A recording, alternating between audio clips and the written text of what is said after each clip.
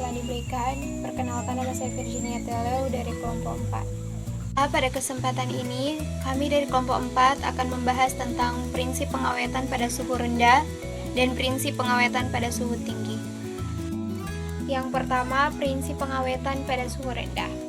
Prinsip pengawetan pada suhu rendah adalah untuk mencegah proses kerusakan oleh bakteri atau hama. Pada prinsip pengawetan ini juga bertujuan agar bahan pangan bisa bertahan lebih lama dari pembusukan oleh proses mikroba. Proses pengawetan dengan suhu rendah sendiri memiliki metode dengan cara memberikan bahan pangan di atas suhu titik beku atau 0 derajat Celcius. Contoh alat bantu untuk melakukan pengawetan pada suhu rendah adalah kulkas. Cara pengawetan pada suhu rendah dibedakan menjadi dua, yaitu pendinginan dan pembekuan. Yang pertama, pendinginan. Pendinginan adalah penyimpanan bahan pangan pada titik beku 0 derajat Celcius. Pendinginan biasanya dapat memperpanjang masa simpan bahan maupun daging sekitar beberapa hari sampai beberapa minggu. Yang kedua adalah pembekuan. Pembekuan adalah penyimpanan di bawah titik bekunya. Pembekuan dapat bertahan lebih lama dibanding dengan pendingin. Masa simpan bahan atau daging yang dibekukan bisa sampai beberapa bulan. Tentang ada beberapa prinsip dalam pengawetan, yaitu terbagi menjadi 3. Yang pertama itu ada mencegah atau memperlambat laju proses dekomposisi atau autolisis dan pangan. Yang kedua ada mencegah kerusakan disebabkan oleh faktor lingkungan termasuk serangan hama. Yang ketiga, mencegah atau memperlambat kerusakan mikrobial. Bahan kimia yang digunakan sebagai pengawet juga diharapkan dapat mengganggu kondisi optimal pertumbuhan mikroba. Ditinjau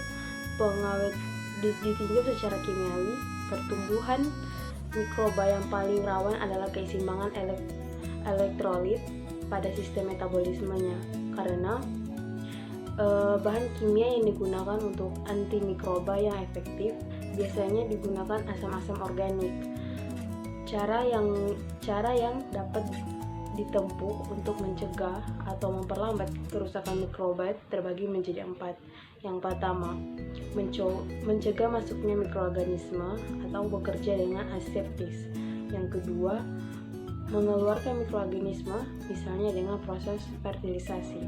Yang ketiga, menghambat pertumbuhan dan aktivitas mikroorganisme misalnya dengan penggunaan suhu rendah, pengeringan, penggunaan kondisi anaerobik atau penggunaan pengawet kimia.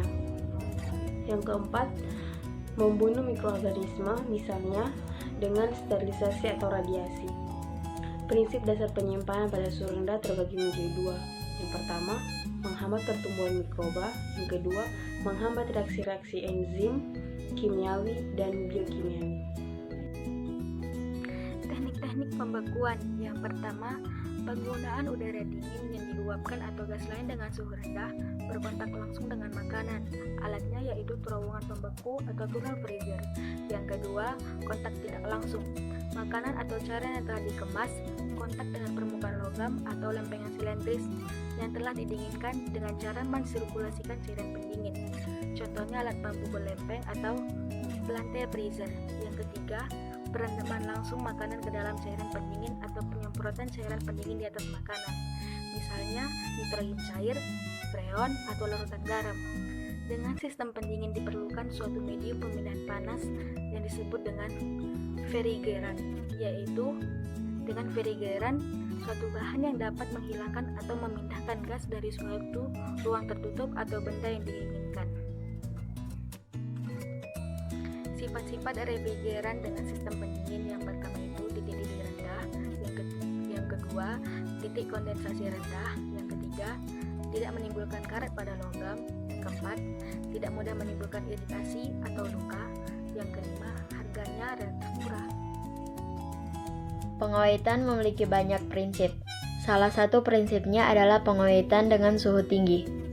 Umur simpan menjadi lebih panjang karena aktivitas mikroba dan biokimia terhenti pada proses dengan suhu tinggi. Pengawetan dengan suhu tinggi ini digolongkan menjadi 3, yaitu blazing, pasteurisasi, dan sterilisasi. Yang pertama, blazing. Blazing dilakukan dengan cara bahan pangan dicelupkan ke air panas di atas 70 derajat Celcius dalam waktu maksimal 3 menit. Lama waktu pemanasannya tergantung jenis makanannya. Blazing dilakukan dengan tujuan untuk menginaktifkan enzim yang tidak diinginkan. Selain itu, blazing juga bertujuan untuk membersihkan bahan dari kotoran dan mengurangi jumlah mikroba dalam bahan, serta menghilangi bau, flavor, dan lendir yang tidak diinginkan. Blazing tidak mengubah warna, tekstur, dan rasa. Oke, selanjutnya pasteurisasi. Pasteurisasi merupakan proses pemanasan makanan dengan tujuan untuk membunuh mikroba, penyebab penyakit atau patogen. Pemanasan dilakukan pada suhu antara sekitaran 80 sampai 100 derajat Celcius. Selanjutnya sterilisasi. Sterilisasi adalah proses termal untuk mematikan semua mikroba beserta spora-spora hingga menjadi steril. Proses ini dilakukan pada suhu di atas 100 derajat Celcius. Contoh dari sterilisasi adalah produk-produk olahan dalam kaleng seperti sarden, kornet, buah dalam kaleng, dan lain sebagainya. Terima kasih. I can't forget the day we met. Your eyes so blue, me piercing through. I can't forget the